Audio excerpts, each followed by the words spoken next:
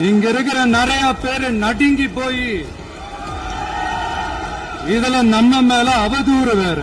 இப்பவும் சொல்றேன், மக்கள் பணத்துல இருந்து ஒரு பைசா கூட தொடமாட்டோம், தொடவும் விடமாட்டோம், தொட்டா விடமாட்டோம், இதுக்கு முன்னாடி தொட்டவங்களையும் விடமாட்டோம். ஒவ்வொரு ஊழலா வெளியில வரும் போலே, ஒவ்வொரு வேஷமா கலைஞ்சிரும் போலே இங்க இருக்கிற நிறைய பேரு நடுங்கி போய் இதுல நம்ம மேல அவதூறு வேற. இப்ப புதுசா ஒரு வெப்பன் ஒண்ணு கொண்டு வந்திருக்காங்க. அது என்ன தெரியுமா? அவங்க தயவால தான் நம்ம ஆட்சி நடக்குதான்.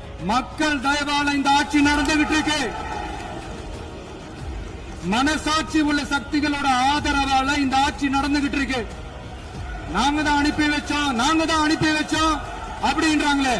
அனுப்பி வச்சவங்களுக்கு மினிஸ்ட்ரியில இடம் கொடுத்தா ஏன் கதறீங்க? ஏன் இவ்வளவு கோவம்? ஏன் இவ்வளவு கதறல்? இதுல இன்னொரு முக்கியமான விஷயம், மார்க்சிஸ்ட் கம்யூனிஸ்ட் கட்சி நமக்கு ஆதரவு கொடுத்தது சுயேட்சையா எடுத்த முடிவுன்னு சொல்றாங்க. அதே மாதிரி இந்திய கம்யூனிஸ்ட் கட்சி நமக்கு ஆதரவு கொடுத்தது சுயேட்சையா எடுத்த முடிவுன்னு சொல்றாங்க. இதுல எங்க இருந்து நாங்க தான் அனுப்பி வச்சோம்னா புரியலையே.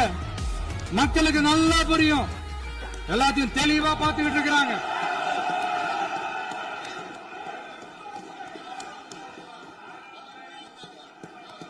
முதலமைச்சர் கண்டினியூ பண்ணலாம். மாண்பு முதலமைச்சர்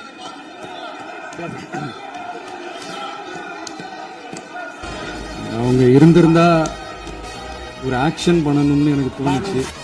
எல்லாரும் போயிட்டாங்க. பர்மிஷன் இப்பவும் பண்ணலாம், ஒன்னும் தப்பு இல்லை. நீ கண்டினியூ பண்ணலாம்.